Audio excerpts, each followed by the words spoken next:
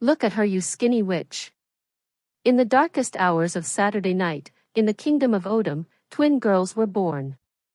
Two beautiful little girls were born to Papa Nonso and Mama Chidinma. Their father, a wealthy gold trader who sold gold all over the country, named the newborns Oluchi and Alyama. Over the years, it became clear that the twins had great physical differences. Although they were served the same meals at the same time, Oluchi was surprisingly thin, tall, and lanky, while Alyama was rounder and shorter. Oluchi was often the target of mockery by the other children in the village.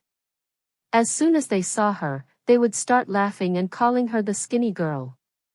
They refused to play with her, thinking she wouldn't be able to keep up with their games. But Alyama, her twin sister, was always there to defend her. "If you call my sister all those nasty names again, you will have to deal with me," Alyama would shout to anyone who made fun of Oluchi. She wasn't afraid of anyone when it came to protecting her sister. Oluchi knew she could always count on Olu to stand up for her. Years passed, but the situation did not improve for Oluchi. Ola and Oluchi did everything together. They played, studied, and even sang side by side. They were inseparable. However, while Ola was gaining weight and seemed healthy, Oluchi remained very thin. The people in the village gossiped about Oluchi, saying she was not good enough because she was too thin. How will she be able to get married if she stays like this? She will never be able to take care of a home or a family, the villagers whispered when Oluchi passed by. They ignored the pain their words caused her. Every time Oluchi heard these things, she became sad and sometimes preferred to be alone in silence, full of shame. But as hard as the situation was, Olu was always there to comfort her. "Don't listen to them," Olu told Oluchi, hugging her. "You are beautiful just the way you are. Those who don't understand you don't matter. You are special, and one day people will see how wonderful you are." But the mockery didn't only come from the children. The adults in the village, especially the older women, also pointed at her, whispering, "Look how thin she is. She'll never become strong enough to do the family chores." It was hard for Oluchi to ignore these comments, especially when they came from people who were supposed to be kind and wise. Despite this, Olu didn't let anyone insult her sister. If someone made fun of Oluchi, Olu didn't hesitate to threaten them. "Stop immediately or you'll regret it." The villagers knew better than to make Olu angry because she was fierce when it came to protecting Oluchi. One day, something happened that made Oluchi even sadder. A big dance party was to take place in the village. All the young people were going to meet there to dance, sing, and have fun.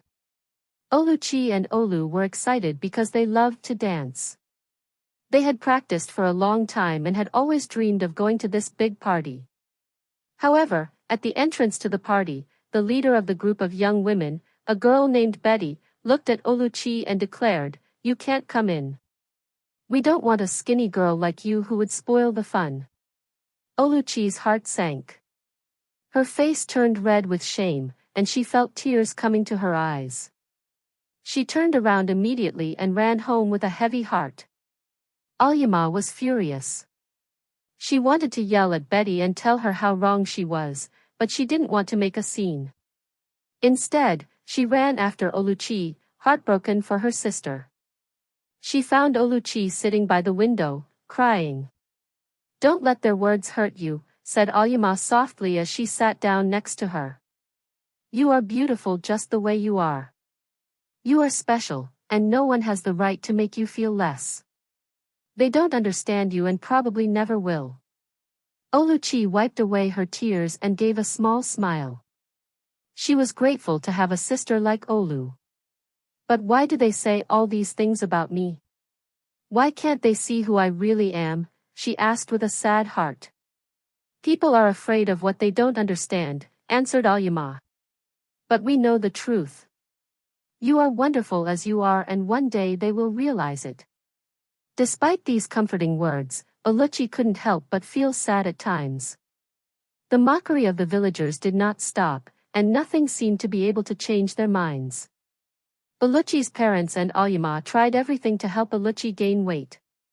They talked to doctors who suggested special foods and then went to herbalists who promised to make Oluchi stronger.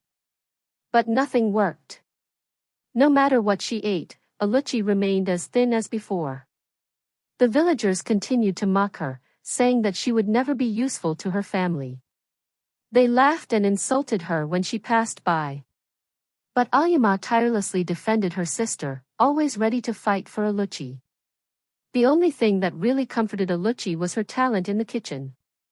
She cooked so well that her family often cleaned their plates completely, praising her for her delicious dishes. At home, she felt safe.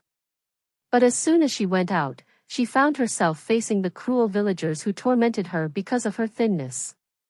Especially when she went to the market, people compared the twins, whispered, and mocked them. One afternoon, while the twins were at the market to buy ingredients, a fish seller started to mock Olu.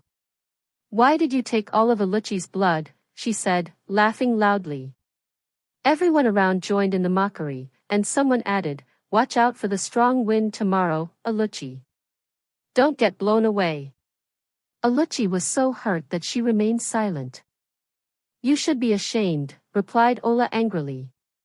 "Most of you have children, and if you don't, it's maybe because you're too mean to have any. But I'm sure you at least have brothers and sisters, so stop acting like fools." Oluchi was relieved to see her sister defend her. Alyama always protected her against these mean people. Until the day when everything changed. Olu's boyfriend, Chinedu, son of a famous cocoa farmer, had been in a relationship with Olu for 2 years, but he brought serious news: he would not marry her because his family did not approve of their relationship. "Why?" asked Alyama, crying. "Am I not good enough for you?" "You are perfect," replied Chinedu. "But my parents are afraid that your sister's skinny genes will show up in our children." Oloma couldn't believe her ears. Her world collapsed. She began to resent her twin, blaming Oluchi for being the cause of her sorrow. At the same time, she was excluded from social circles because they didn't like the way she defended her thin sister. Olu blamed Oluchi for all her misfortunes and decided to make her life miserable. Olu sat on the edge of her bed, staring blankly at the wall. For 6 days, she hadn't spoken to anyone. The silence in her room was deafening. She didn't even have the strength to message her ex-boyfriend, which she used to do every day before everything went wrong. Now, she only felt an immense emptiness inside her. How did she get to this point? On her side, Oluchi couldn't hold back her tears.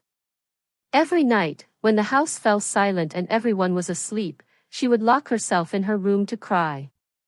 She couldn't help but think about her sister's ex-boyfriend and the plans they had made together. They had planned everything: the wedding, a big house, and 4 children. They had even chosen their names: Mary, then David, followed by Grace and little Joshua. Their life should have been beautiful and filled with love. Now everything was gone. They couldn't believe it. Olu's dreams had shattered like a glass vase fallen to the ground in 1,000 pieces. And all because of her sister. For Olu, it was Oluchi who had ruined everything. Every day, Olu's anger grew. She felt a burning hatred for her sister. Oluchi didn't understand why Olu was so distant and cold. She tried to talk to her, but each time Olu reacted angrily and walked away. Oluchi saw the pain in her sister's eyes, but it seemed that Olu refused to open up to her. Oluchi didn't know what she had done wrong. She missed their conversations, their close moments, and those nights when they stayed up late to talk about their hopes and dreams. Now Olu didn't want to hear anything. Day after day, Oluchi watched as Olu left early in the morning and came home late at night without ever saying where she had gone. It might not have mattered, but Olu was clearly avoiding her. Oluchi felt lonely. When she saw Alyama laughing and chatting happily with her new friend Nancy, she felt pain in her heart. Olu spent hours locked in her room with Nancy, chatting, making plans, and Oluchi found herself left out, unable to join in. Olu simply didn't want her around anymore, and it hurt her terribly. Oluchi's life outside the house wasn't any easier. She had lost the confidence she once had to walk around the village. People were starting to whisper behind her back, pointing and judging her. No one was there to defend her. No one to tell the villagers to be quiet. Oluchi had always been a strong and independent young girl, but today, without support, she felt weak and helpless. At home, the situation was hardly any better. Oluchi spent most of her time locked in her room, afraid to go outside. She didn't want to face the stares of the villagers, who now looked at her with scorn or pity. She thought back with sadness to the time when Oma protected her and stood by her. They were a united team. Now, even at home, Oluchi walked carefully around her sister. She missed her sister so much. It was as if her whole world had been turned upside down. The worst thing was that she didn't know what could have caused this change. What had she done to deserve such rejection? She spent entire days writing letters to Olu, hoping that at least one of them would be read. But each time she left a letter on Olu's table, she found it later crumpled and thrown in the trash. Olu didn't even bother to read them or give her the chance to explain. One day, after yet another attempt to convince Olu to talk to her, Oluchi sat down at her desk, facing a blank page. She had already written so many letters, all filled with regret, without result. While she was thinking about the next one, she heard bursts of laughter coming from Oyama's room. It had been days since she had heard that sound, and that broke her heart. She got up and silently approached the door to look through the opening. She saw Olu and Nancy sitting on the floor, laughing and chatting. Oluchi felt a lump forming in her throat. She couldn't even remember the last time she had laughed with her sister. With tears in her eyes, Oluchi went back to her room, her heart heavy with sadness. She missed her sister more than she could express. But what could she do? Olu had made it clear that she no longer wanted her love. Oluchi had tried everything, talking, letters, her silent presence, without success. She felt like she had lost her sister forever. Meanwhile, the bond between Ola and Nancy was getting stronger. She would spend hours talking, imagining a future, and Oyama felt that she had finally found someone who understood her. Nancy didn't judge her and didn't ask her to explain herself. For the first time in a long time, Olu felt that she could count on someone. However, this friendship wasn't enough to make the pain of the breakup with her ex-boyfriend go away, nor the anger linked to her strained relationship with Oluchi. The life plans that she had built with her ex still haunted her, and every time she crossed paths with Oluchi, she felt a strong sense of anger and hate. Oluchi, despite everything, continued to look for a way to get closer to Oyama. She missed the old Olu, so protective. Even if she did not understand why everything had changed, she refused to give up on her sister. One day, Oluchi prepared a delicious meal for the family, as she was used to doing. But Olu entered the kitchen and threw sand in the pot. "Why did you do that?" yelled Oluchi, shocked. "Shut up, skinny witch," replied Olu. The following week, Oluchi filled a bathtub and left it in the bathroom while she went to change before taking her bath. Olu took advantage of her absence to pour a product into the water. Without knowing it, Oluchi used it and began to frantically scratch her whole body. Her parents had to apply palm oil to calm the irritation. During all this time, Oyama laughed out loud and Ollie quickly understood who was responsible. Now, instead of defending Oluchi in public, Olu humiliated her in front of everyone at the market by calling her a walking skeleton. Oluchi spent her days crying. Their parents scolded Olu and ordered her to stop. "She's your twin sister," exclaimed their mother. "I didn't raise you to treat her like that." But Olu remained indifferent. "Oluchi destroyed my life. The love of my life left me because of this stick," Olu said coldly. Their mother screamed in shock and slapped Oyama violently.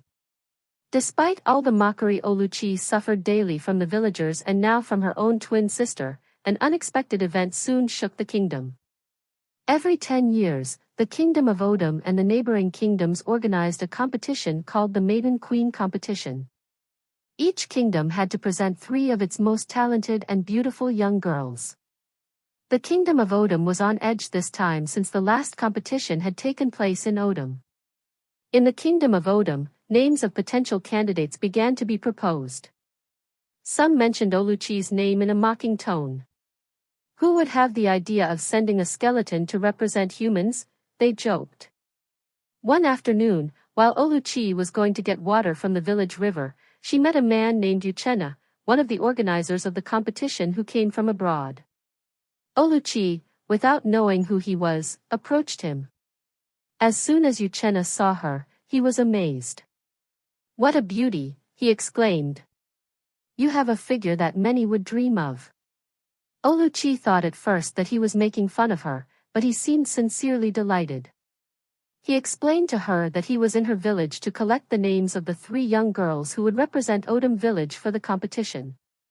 "I am sure that your name will be on the list," he said. "You look perfectly suited." Oluchi, not believing him, replied that it was impossible because everyone hated her in the village and that they would never want her for such an event. She also told him that he was the first person to compliment her on her looks while all the others called her a skeleton or even worse. Shocked, Uchenna then encouraged her to dress nicely and to at least come to watch the competition even if she did not participate. After thinking about it, Oluchi promised to go there. The day of the competition arrived. The people of Odom and the other villages went to the palace. Oluchi and Alyama were also there, accompanied by their parents, all looking beautiful. After presenting the 3 candidates from each kingdom, the organizers announced that there would be an additional competitor sponsored by the High King himself. Indeed, one of the powers of the High King was to add an extra candidate to the list. Everyone wondered who would have this chance. The organizers then called Oluchi's name. Astonished, she remained frozen in place. Her village neighbors were stunned and many felt jealous. Ola was seething with anger. "What's the point of putting a stick in this competition?" she muttered. However, no one had the power to challenge the king's decision. Oluchi's parents applauded with joy and encouraged her. Despite her surprise, she drew from their support the strength to stand tall and graceful alongside the 9 other candidates. The competition began with a cooking challenge. Each candidate had to prepare a traditional dish using their talent. Oluchi finished quickly as if carried by her natural cooking skill. After tasting, the judges announced the 5 best candidates including Oluchi who qualified for the next stage. During the second test, the 5 young girls had to find a treasure hidden in a forest. The first to bring it back would be crowned queen of the 3 kingdoms. But there was an extra difficulty. Before reaching the forest, they had to swim across a river. Many candidates were not good swimmers, but Oluchi, being lighter, managed to cross quickly and reach the forest first to start the search. About 15 minutes later, another candidate named Jenny came out of the water and also began to look for the treasure. Suddenly, Oluchi saw a blue and shiny object in a bush. "That must be it," she cried, forgetting for a moment that she was not alone in the competition. Hearing Oluchi's voice, Jenny rushed in the same direction. The 2 girls ran, but Oluchi's dress caught on a branch, making her fall. Jenny arrived first at the sparkling object on the ground. Oluchi noticed that there were other blue objects exactly the same scattered everywhere. She understood that Jenny was wasting her time. Not wanting to make the same mistake again, Oluchi kept this secret to herself. Jenny, convinced she had found the treasure, turned back and persuaded the other 3 girls that she had won. Disappointed, they gave up and also returned to the kingdom.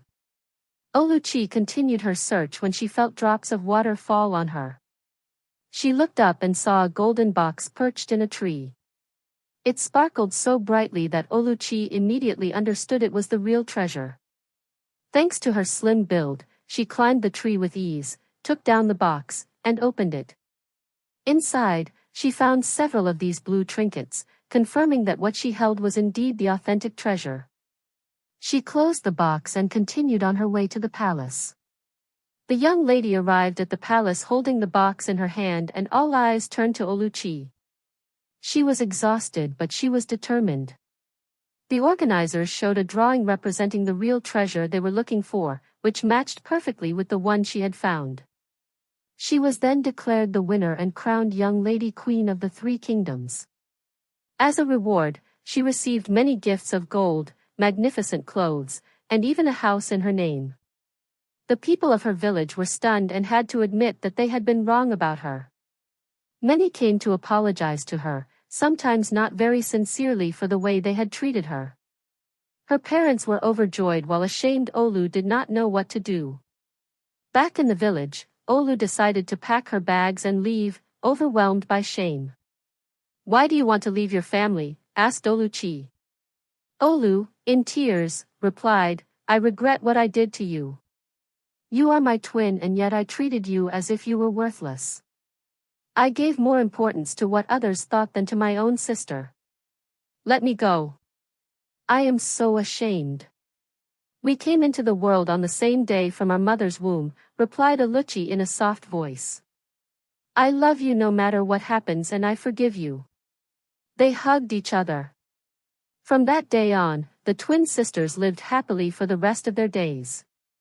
If you liked this story, leave us a comment to encourage us. We will see you in the next.